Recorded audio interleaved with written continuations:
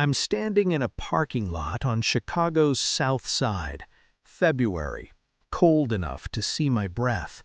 But I'm not smelling my breath. I'm smelling nothing. That's the problem. The building behind me, 13 acres of brick and limestone, windows dark, loading docks rusted shut, used to flood this neighborhood with peppermint, so thick you could taste it 3 blocks away. Every morning, every shift, 94 years. 3,800 people walked through those doors. Grandmothers beside granddaughters. 3 generations. 50 million sticks of gum a day. Then someone did the math. 4 cents. 4 cents cheaper per pack to make gum in Monterey instead of Chicago. October 2005. Machines stopped. 3,800 jobs gone. Neighborhoods collapsed. The gum still tastes the same. The company made billions. The people scattered like dust. This is my investigation into what really happened.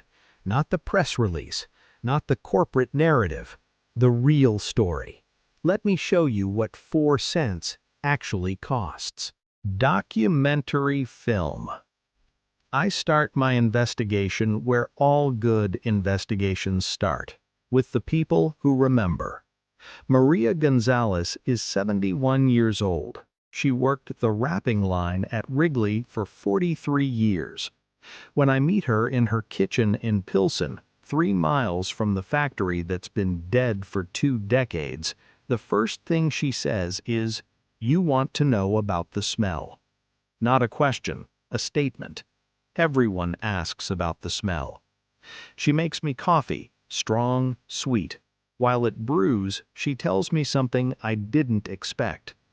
You could tell what day it was by what you smelled. Monday was spearmint, always spearmint. The whole weekend the lines were cold, so Monday they started with the flagship. By Tuesday afternoon, you'd smell juicy fruit starting up. Wednesday was double mint. Thursday, back to spearmint. Friday was mixed production, whatever needed to catch up. She stops, stares out the window toward where the factory used to be. "My daughter," she says, quietly, she's 45 now. She tells people she grew up in a city that smelled like Christmas morning every single day. That's what peppermint meant to her. Christmas, safety, home. When did the smell stop? I ask. October 28, 2005. Last shift. I was there. She doesn't elaborate. She doesn't need to. I talked to 17 more former workers over 3 weeks. Every single one of them mentions the smell first. Not the paycheck, not the benefits, not even the job security. The smell. Because the smell meant something that spreadsheets can't capture. Belonging. Thomas Chen worked maintenance for 38 years. His father worked quality control for 41 years before that. His grandfather, who emigrated from Guangdong Province in 1923, was one of the original hires when the factory expanded in 1924. 3 generations, same building, same smell. Thomas says, "My grandfather used to tell me that in China you could tell which village someone was from by how they spoke. In Chicago, we could tell which factory you worked at by how you smelled. Wrigley workers smelled like mint. Stockyard workers smelled like blood and smoke. Steel mill guys smelled like sulfur." "Your smell was your identity?" I ask. "Your smell was your proof," he corrects. "Proof you belonged somewhere. Proof you made something real. Proof you mattered." He pauses, looks at his hands, 70 years old, still calloused. "Now we don't smell like anything," he says. "We're just people nobody needs anymore." Let me tell you about William Wrigley Jr., not the myth, the man. Because understanding what happened in 2005 requires understanding what happened in 1891 when a 29-year-old soap salesman arrived in Chicago with $32 and absolutely no idea what he was doing. I find the archives in the Chicago History Museum. Boxes of letters, financial records, newspaper clippings. Wrigley was a compulsive documenter. He saved everything. Here's what the records show. William Wrigley Jr. was a disaster. For the first 6 months in Chicago, he sold almost nothing. His soap couldn't compete. The buyers didn't want him. The market didn't need him. By spring 1892, he was nearly bankrupt. Most people would have gone home, back to Philadelphia, back to his father's soap factory, back to safety. Wrigley doubled down. May 1892, he starts giving away umbrellas with every case of soap. Sales improve slightly. August 1892, he switches to baking powder as a premium. The baking powder outsells the soap. December 1892, he stops selling soap entirely, commits everything to baking powder. January 1893, he starts including 2 packs of chewing gum with the baking powder as a promotional incentive. March 1893, customers start asking for more gum, not more baking powder. This is where it gets interesting. Any rational businessman would have seen this as a signal to perfect the baking powder business. Get really good at one thing, build slowly, conserve capital. Wrigley saw it as a sign to burn everything down and start over. April 1893, he quits baking powder, bets everything, $780, his last money, on chewing gum. June 1893, launches 2 brands simultaneously, Lotta and Vassar. Both fail immediately. August 1893, nearly bankrupt again. October 1893, instead of pulling back, he launches Juicy Fruit. November 1893, launches Spearmint. December 1893, starts the most aggressive advertising campaign Chicago has ever seen, plasters the entire city with ads, gives away gum by the case, hires young women to stand outside Marshall Fields and hand out free samples. By any reasonable measure, this should have failed. He had no capital, no manufacturing expertise, no competitive advantage, no reason to believe he could succeed where dozens of other gum manufacturers had failed. But here's what I discovered in the archives that changes everything. A letter from Wrigley to his father, dated January 15, 1894. You ask why I spend money I don't have on advertising. The answer is simple. Standing still is the same as falling behind. If I'm not growing, I'm dying. I would rather die trying something impossible than live doing something safe. This is not business strategy. This is pathology. William Wrigley Jr. was constitutionally incapable of accepting limitation. He ran away from home at 11 because Philadelphia was too small. He left his father's successful soap business because it wasn't ambitious enough. He gambled everything on chewing gum because anything less than total commitment felt like surrender. The compulsive risk-taking that built the empire is the same compulsive ambition that 3 generations later made the empire impossible to save. But I'm getting ahead of myself. 1911. The factory opens. Not a factory, a monument. I find the original blueprints at the Chicago Architecture Foundation. 47 pages of technical drawings. The scope is staggering. The main production building alone, 13 acres of floor space. For context, that's the size of 12 American football fields under one roof. The complex eventually sprawled to 24 acres total. Chicle processing facility, gum base production building, wrapping and packaging center, shipping warehouse, power plant, water treatment facility, fire brigade station, medical clinic, company cafeteria, could seat 800 workers at once. By 1920, the factory employed 3,600 workers and produced 30 million sticks of gum per day. 30 million sticks per day. That's more chewing gum than the entire population of New York City could consume in a week. I interview Raymond Kowalski, whose grandfather was a floor supervisor from 1918 to 1957. My grandfather used to say the factory was like a human body, Raymond tells me. The chicle processing was the stomach, breaking down raw material. The mixing drums were the heart, pumping flavor through the system. The wrapping machines were the hands, giving final form, and the shipping docks were the feet, carrying it out into the world. What was the brain, I ask. He laughs bitterly. That's the problem. For 90 years, the brain was in Chicago. The factory, the management, the decisions, everything in one place. Then they moved the brain to Mexico and expected the body to keep working.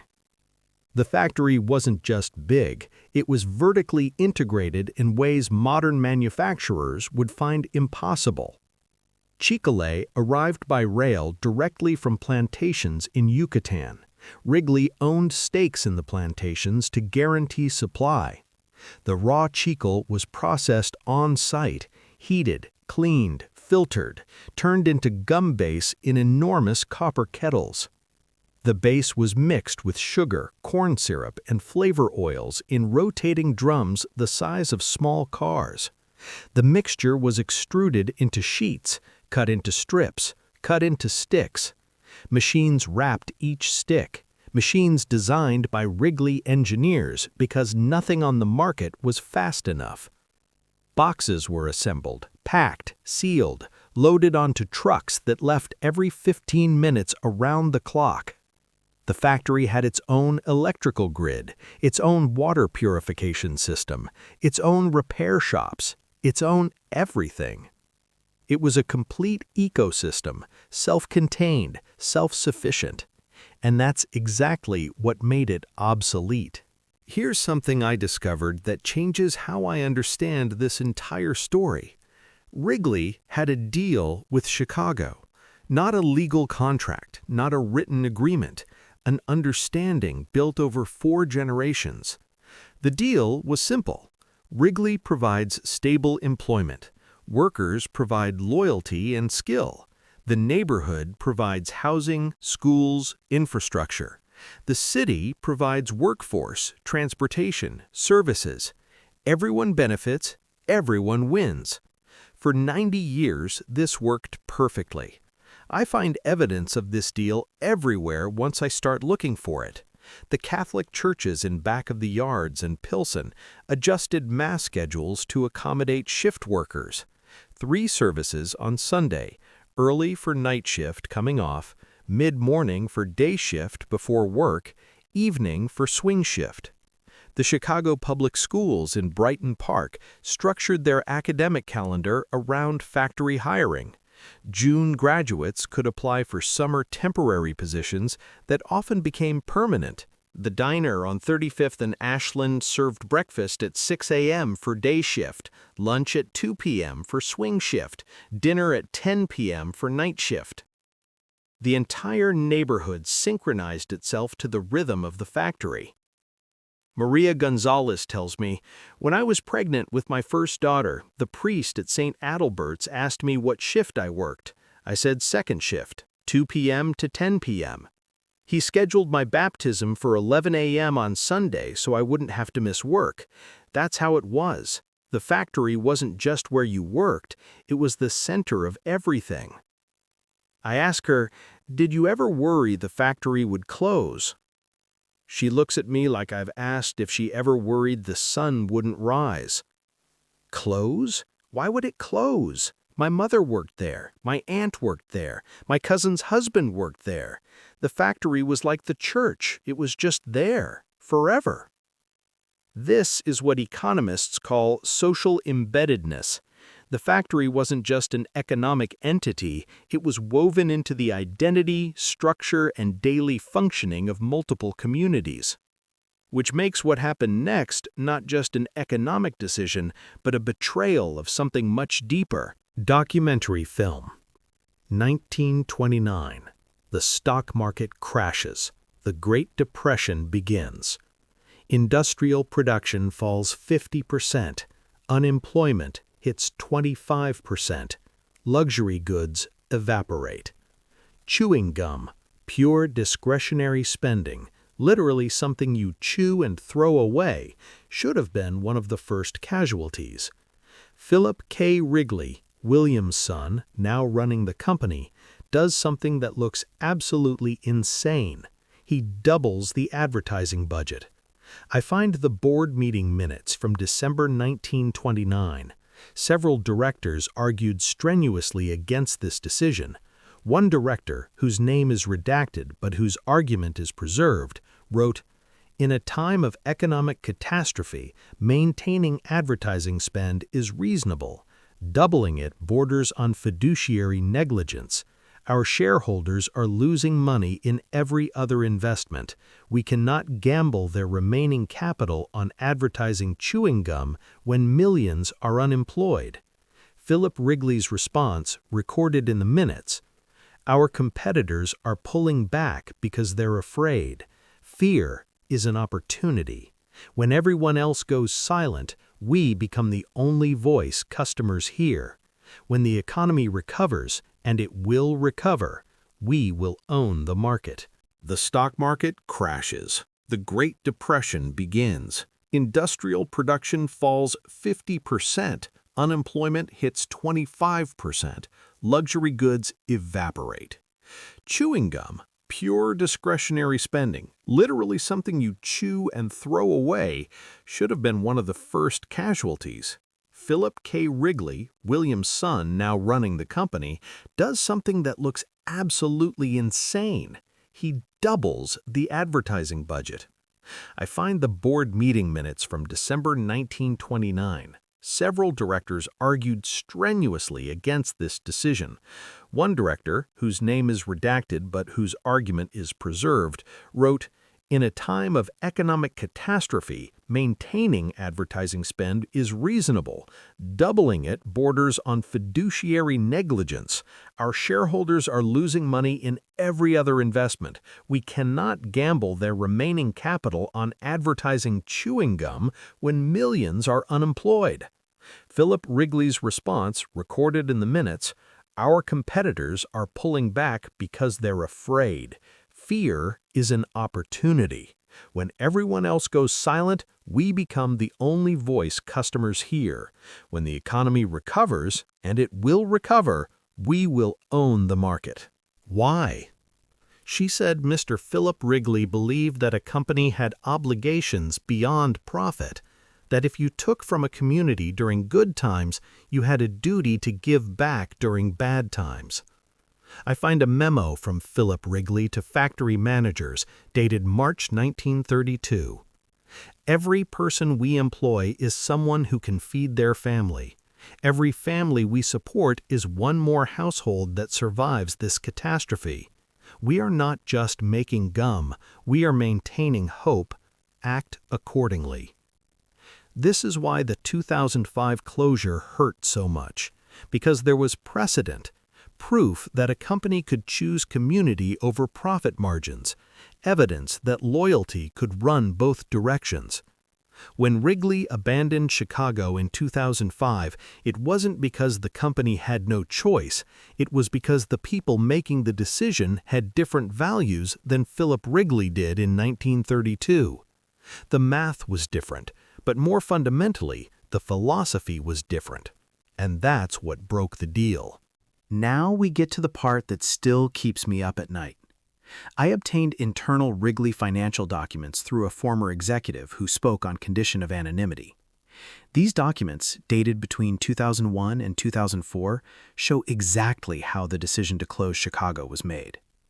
The analysis is brutally simple. Chicago factory operating cost per pack. Labor, 4.2 cents. Energy, 1.8 cents. Transportation, 2.1 cents. Facility maintenance, 1.2 cents. Regulatory compliance, 0.7 cents. Total, 10 cents per pack. Proposed Monterey factory operating cost per pack. Labor, 1.1 cents. Energy, 1.2 cents. Transportation, 1.9 cents. Facility maintenance, 0.6 cents. Regulatory compliance, 0.2 cents. Total, 6 cents per pack. The spreadsheet then extrapolates. Annual Chicago production, circa 8 billion packs. 4 cents times 8 billion equals $320 million annual savings.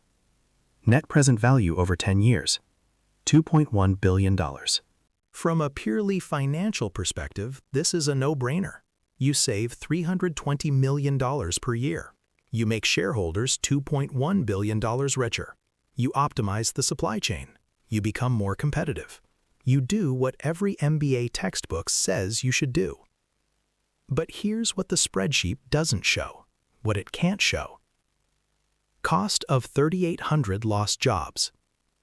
Direct lost wages, $180 million annually. Indirect economic impact, 2.3 jobs supported per factory job, $390 million annually.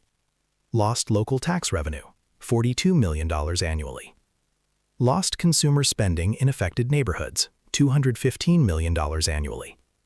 Total economic damage to Chicago, $827 million annually. The factory closing saves Wrigley $320 million per year. It costs Chicago $827 million per year. The company makes money, the city bleeds. But that's not even the most disturbing part. I show these numbers to Dr. Elena Rodriguez, an economist at Northwestern who specializes in manufacturing displacement. Here's what your spreadsheet is missing, she tells me. The $827 million in annual economic damage, that's just the first order effect. The second order effects compound over decades.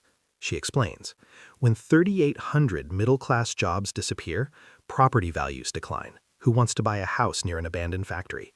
Tax base shrinks, less revenue for schools, police, infrastructure. Poverty increases, unemployment leads to social services strain. Crime rises, economic desperation creates conditions for illegal activity. Young people leave, no jobs, no reason to stay. Community institutions close. Churches, social clubs, youth programs depend on donations. By my calculation, Dr. Rodriguez says, the 2005 Wrigley closure cost Chicago's South Side approximately $8 billion in cumulative economic damage over the following 15 years. $8 billion. Wrigley saved $320 million per year. Chicago lost $8 billion total. The company optimized their cost structure. The community collapsed. And here's the thing that haunts me. Wrigley's executives knew this would happen. They had to know. You can't operate in a community for 90 years without understanding your impact. They just decided it wasn't their problem. Let me tell you about the decision that should have taught Wrigley's leaders a different lesson. World War II. The U.S. government imposes strict rationing on sugar, the main ingredient in chewing gum. Wrigley faces a choice: cut production, maintain some civilian sales, ride out the war, or redirect everything to military production, give up civilian revenue entirely. Philip K. Wrigley chooses option 2. Every stick of juicy fruit and spearmint produced during the war goes to American soldiers. The entire factory, all 3,600 workers, making gum exclusively for GIs. For 4 years, Wrigley has virtually zero civilian revenue from its flagship brands. This is financial suicide, right? Wrong. Wrigley understood something profound. Soldiers chewing gum in foxholes and bombers are the best advertising imaginable.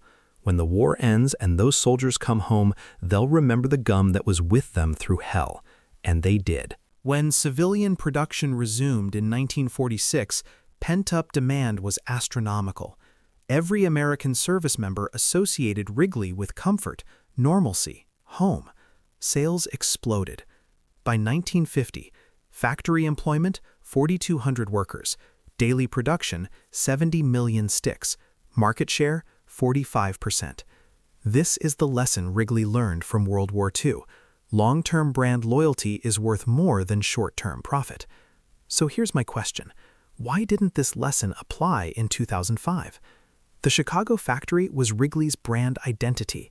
It was their history, their authenticity, their connection to American manufacturing heritage.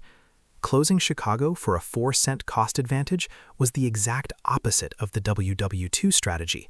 It was short-term profit over long-term brand value.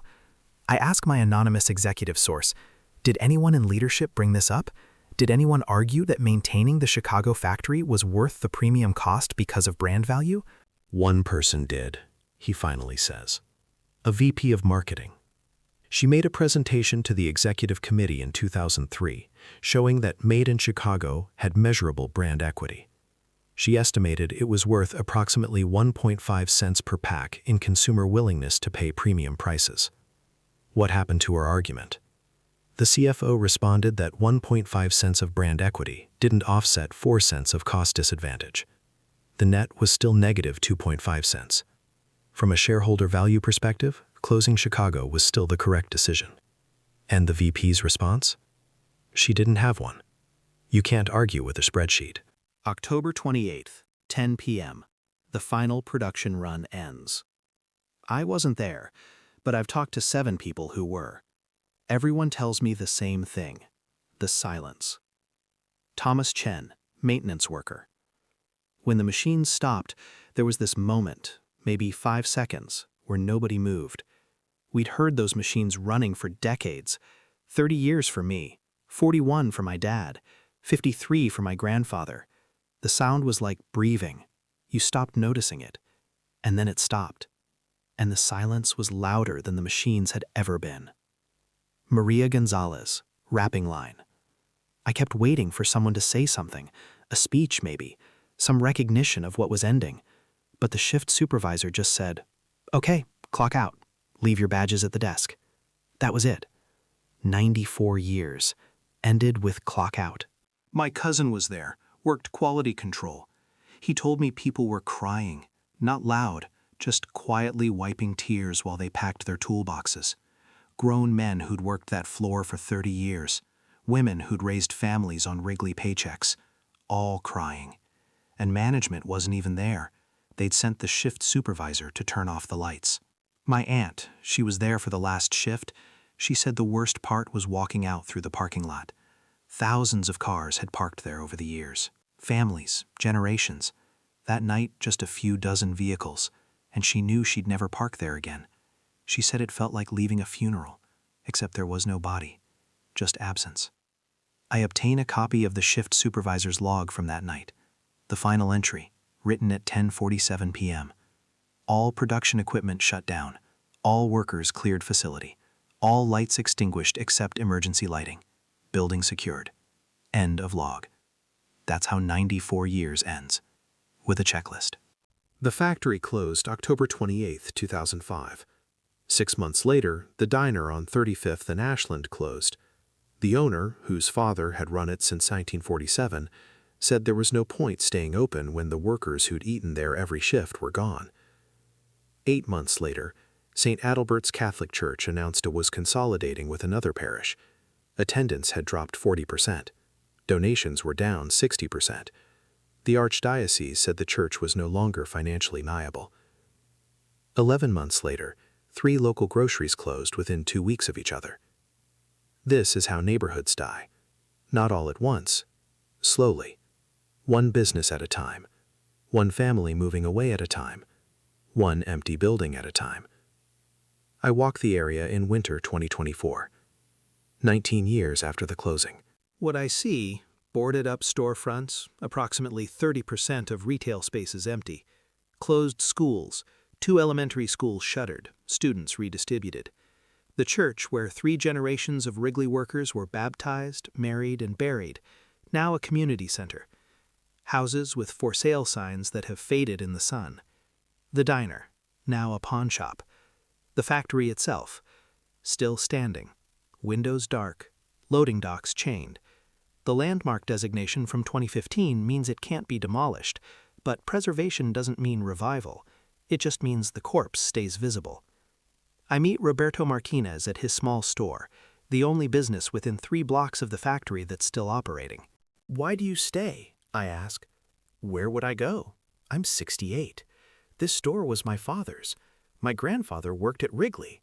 This neighborhood is my whole life." "But there's no business," I say, looking at the empty store. "No," he agrees, "but there's nowhere else either. So I stay. And every morning I smell the air and remember when it smelled like peppermint." The poverty rate in back of the yards, 43%, was 22% in 2005. The poverty rate in Pilsen, 34%, was 18% in 2005.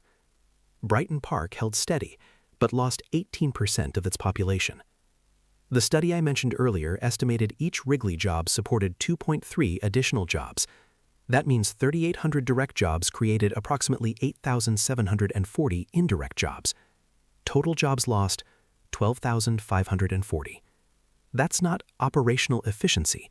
That's economic devastation. Here's what makes this whole story so perverse. The gum didn't change. Juicy fruit tastes the same in 2024 as it did in 2004. Spearmint is identical. Doublemint hasn't changed. Consumers can't tell the difference between Chicago gum and Monterey gum because there is no difference. The product is chemically, molecularly, experientially the same, which means the 4-cent cost advantage that destroyed Chicago, customers never benefited from it. I pull Wrigley's financial reports from 2005 to 2015. Retail prices for Wrigley gum rose 18% during that period. The company didn't pass the savings to consumers. They pocketed the difference. Mars Inc., which acquired Wrigley in 2008 for $23 billion, saw profit margins improved from 12% to 19% between 2008 and 2015. The shareholders prospered. The executives got bonuses. The company optimized. And Chicago's South Side collapsed. I've spent 6 months investigating this story. I've interviewed 43 people. I've read thousands of pages of documents. I've walked those empty neighborhoods in winter cold that bites through my jacket. And I keep coming back to the same question. How do we justify this? Not Wrigley specifically. The whole system. The logic that says a 4-cent cost advantage is worth destroying communities. The math that counts profit but not pain. The official narrative, the one Wrigley told, the one business schools teach, the one economists defend, goes like this. Globalization creates efficiency. Efficiency creates lower prices. Lower prices benefit consumers. This is how capitalism is supposed to work. Individual dislocations are unfortunate, but necessary for overall prosperity. Workers need to adapt, retrain, relocate. The market rewards those who embrace change. This narrative is clean, simple, satisfying. It's also bullshit. Here's the truth the narrative ignores. The individual dislocations aren't individual. They're entire communities. When 12,000 jobs disappear from Chicago's South Side, you don't have 12,000 people who need to adapt. You have neighborhoods that collapse, schools that close, churches that shutter, crime that rises, property values that crater, social services that get overwhelmed, a whole ecosystem that dies. The lower prices never materialized. Wrigley pocketed the savings. Consumers paid more, not less. The retrain and relocate advice assumes people can uproot families, leave communities, abandon support networks, move to new cities, and start over at 50 or 60 years old. In reality, most people can't or won't. They stay, they suffer, they endure. The market rewards adaptation only applies if you have the resources to adapt. If you're Maria Gonzalez, 71 years old, worked Wrigley since she was 28, speaks limited English, what exactly are you adapting to? Where exactly are you going? I talk to Dr. Rodriguez again. I show her the official narrative. This is how we excuse it, she tells me. We tell ourselves it's inevitable, natural, the market working as intended. But nothing about this is natural. The decision to close Chicago wasn't made by impersonal market forces. It was made by human beings in a conference room who prioritized one set of stakeholders, shareholders, over another set of stakeholders, workers and communities. Could they have chosen differently, I ask? Of course. They could have accepted lower profit margins. They could have invested in automation to offset higher labor costs. They could have acknowledged that being based in Chicago had brand value worth preserving. None of those options were chosen because the people making decisions were incentivized only to maximize shareholder returns. and our entire economic system has decided that's the only metric that matters. Thomas Chen tells me they gave me a severance check for $9,400. After 38 years, I did the math, that's $247 per year.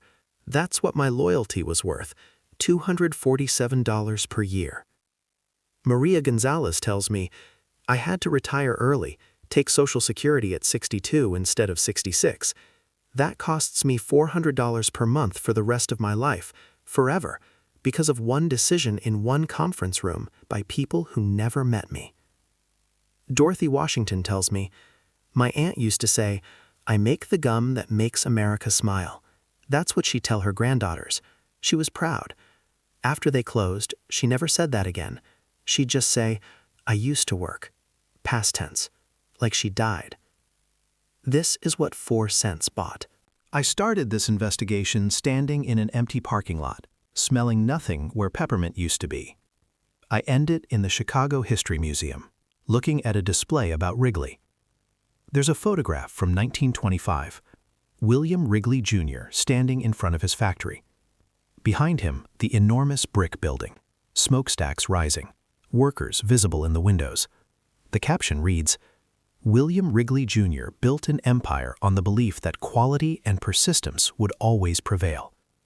I think about that for a long time. Quality and persistence didn't prevail. 4 cents did. The emperor who couldn't stand still built a machine that couldn't stop growing. And when growth stopped being possible in Chicago, the machine moved somewhere cheaper. That's what machines do. They optimize. The problem is that Chicago wasn't just a cost center. It was a community, a covenant, a place where 3 generations had measured their lives in the rhythm of machines and the smell of mint. You can't move a covenant to Monterey. You can't quantify dignity on a spreadsheet. You can't calculate the value of belonging. But you can decide those things don't matter when profit margins are at stake. I think about Maria Gonzalez telling her granddaughters stories about growing up in a city that smelled like Christmas. I think about Thomas Chen's grandfather arriving from Guangdong in 1923 and finding work that would support 3 generations. I think about Dorothy Washington's aunt saying, I make the gum that makes America smile. And I think about the executives in the conference room in 2003 looking at a spreadsheet that said 4 cents per pack and deciding that was all that mattered. The gum tasted the same. The company prospered, the shareholders won. The building still stands, empty and dark. And every morning on Chicago's South Side, the air smells like nothing. Just cold Chicago wind blowing through abandoned parking lots, where families used to gather at shift change, where the smell of peppermint used to promise that tomorrow would be like yesterday, and that belonging to something was worth more than 4 cents. I'm standing in that parking lot again. It's still cold. My breath still fogs. But I'm not smelling my breath. I'm smelling the absence of something that should have been there forever. That's what 4 cents cost. Everything.